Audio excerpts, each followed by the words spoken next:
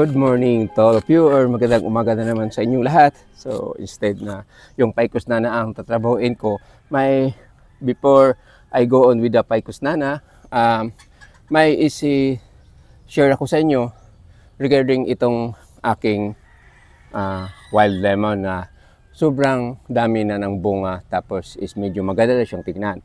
So ang isi-share ko sa inyo ngayon is paano na mas lalo siyang gumaganda during the time kung ibinta na niyo, kasi yun kadalasan ang ginagawa ko. So sa nakita ko ngayon is may mga udlot in a few weeks lang or a days lang, may mga dahon na siya nga wala na sa forma, lumalabas dito pa sa taas. Dito sa taas may dalawa or marami pa. So pabayaan, after na lang siguro pag matapos ako pag-lecture nito. So anong i-share ko sa inyo ngayon? So habang nagugupit ako, salita na lang ako. So ang i-share ko sa inyo ngayon is regarding this wild lemon, kung paano siya mas mukha pa siyang maganda. So usually during magbinta kami, I use this one kasi wala mang power hose doon. So I use this kind of sprayer. Lagyan namin ng tubig. Tapos during matapos na yung misa, kasi doon kami nagbibinta sa harap ng simbahan ng mga bonsai. Kaya natigil ako doon kasi lagi kaming hinuhuli. In fact, yung asawa ko naglukat sa ako para ako makagawas. Then, ang share ko sa inyo is habang lumalabas na yung mga tao, is i-sprayhan ko na ito ng tubig. So, mas mukha siyang maganda. So, it's the putting of water. So, yung una, tignan ninyo, maganda siya pero parang dry. So, hindi ma-appreciate mo. So, maganda dahil may bunga. Pero pag lagyan na ito ng tubig, makikita ninyo, mamaya, ipopokus ko mamaya, kung anong itsura niya, kung basa siya. Kaya kami, magtitinda kami ng halaman. Ang ginagawa namin, i-sprayhan namin ng tubig yung mga bonsai or halaman para maging presko siyang tingnan. Tapos magugustuhan niyo ng customer.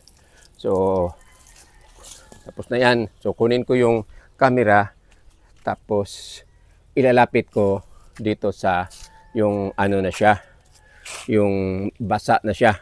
'Di ba? Tignan niyo.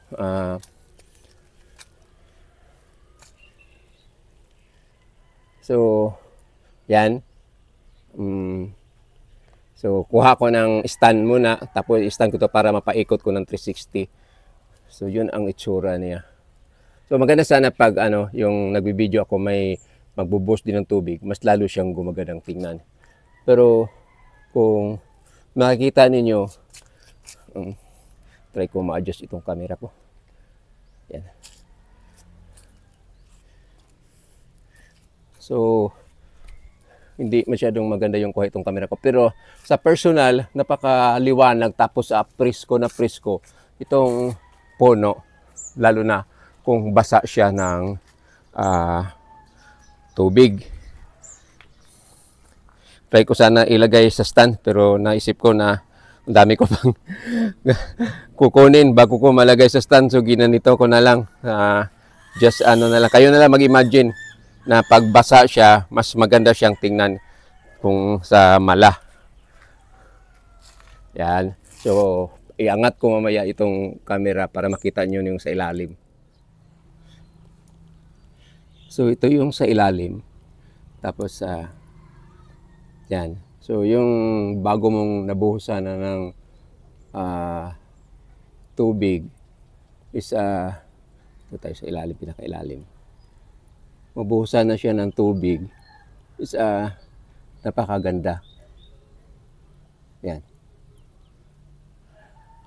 So just sharing lang po na ganito kaganda yung wild lemoncito. So di ba? Maganda. Sa akin lang, iwan ko sa mga subscriber ko kung nagagandahan ba sila sa itsura nitong aking lemoncito. Kasi kaya lagi kong sinishare sa inyo kasi first time pa ito na nagkaganito yung bunga kadami. So habang namimitas ako, naghahanap ako ng matatrabaho ko for this morning, hindi ko na pigilan. At saka share ko lang po kung paano magbenta na mas may maraming makagusto sa mga bininta mo pag buhusan mo ng tubig. Magdala ka na lang ng ganito. Kaya lang sira ito, pumuputok yung ganyan, tapos lagyan mo ng tubig.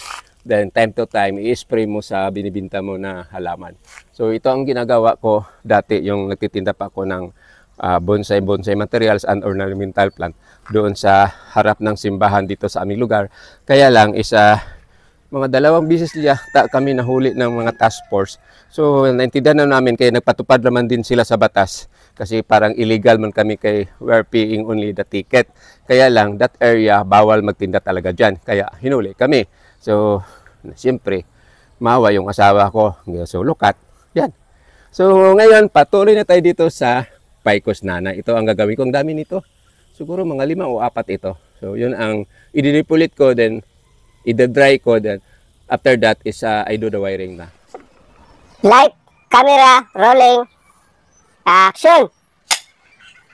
Ang tatrabahuin ko, it's all about Paycos Nana. So ito, hindi siya nadiligan na dahil i-rewire ko ito.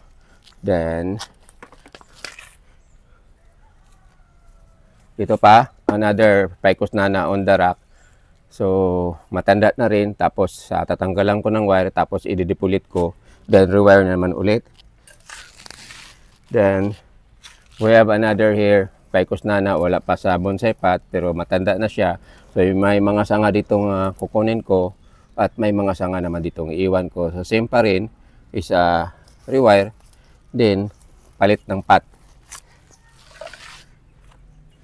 So ito naman, gawin ko itong cascade, kaya pinabayaan ko itong humaba.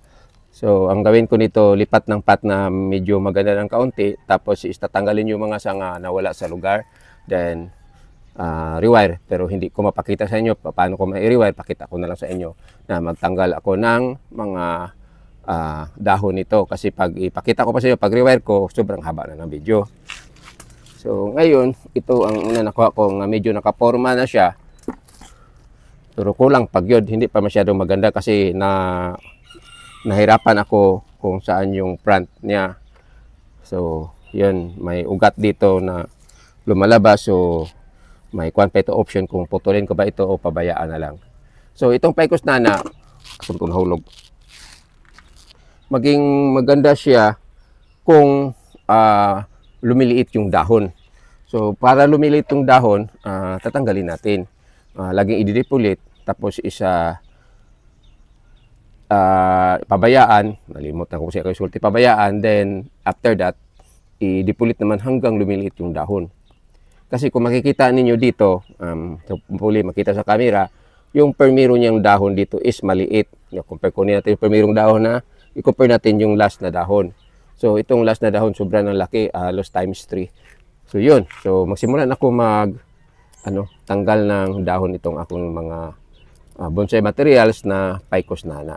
So itong mga sinishare ko ng tinatrabaho ko, pinili ko lang yung yung dali na trabahoon, kasi pag yung mahirap, nahirapan pa tayo, then maghawat sa ngalan magbalin-balin pa ta sa camera, lisod kayo.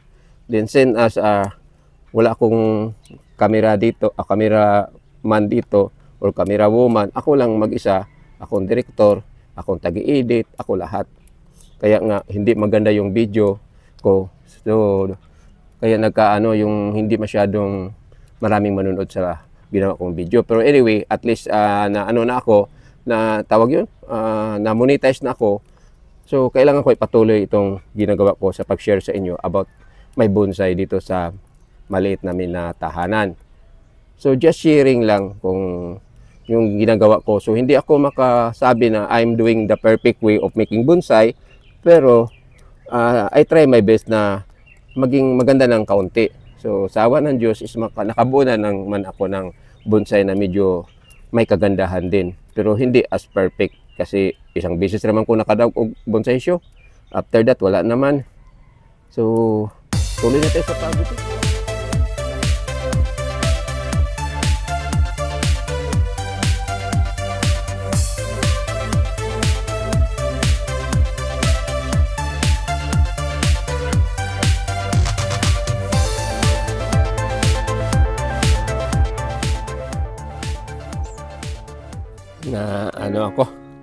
napaluha habang na ano ko, tawag yung na-recall ko yung nangyari sa akin before. Yung hinuhuli pa kami, hindi ko alam kung saan ako humihingi ng tulong. Yung dinala tuloy yung mga halaman namin doon sa ano, City Hall. Tawag yung, saan ba yung lugar? Kasi okay lang sana yung paghuli nila is yung pag-approach ba. Ang ginawa kasi nila, bigla silang dumating, nangambak sa sasakyan, binuhat agad yung mga tanom namo, then sanya kayo sa sasakyan, then sabi nila ipalukat daw, kaya yun. So kaya naisip ko yung nangyari noon, isa napaluha ako habang nagtatrabaho ko dito, nagtagal ng ano, dahon. Buti na lang naka-time lapse. So ito na, natapos ko na. There mga sanga dito nga anuhin ko, putulin like this one. Kasi nauna ito, matanda na ito compared this one, bata pa ito. So tapos yung clearance niya dito malapit. So tanggalin ito. Yan. Yan. Itong sanga na ito, like dito, is nasa ilalim siya. So tanggalin ko ito. Then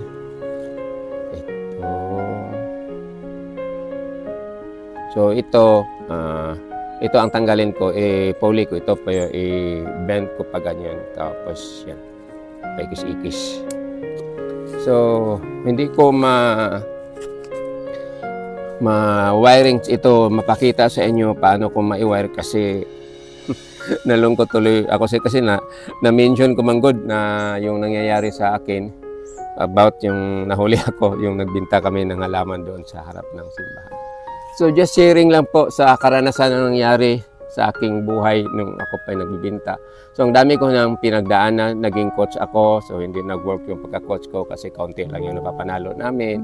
So naging cyclist din ako before, back to 1986, tumali ako sa tryout para Tour of the Philippines.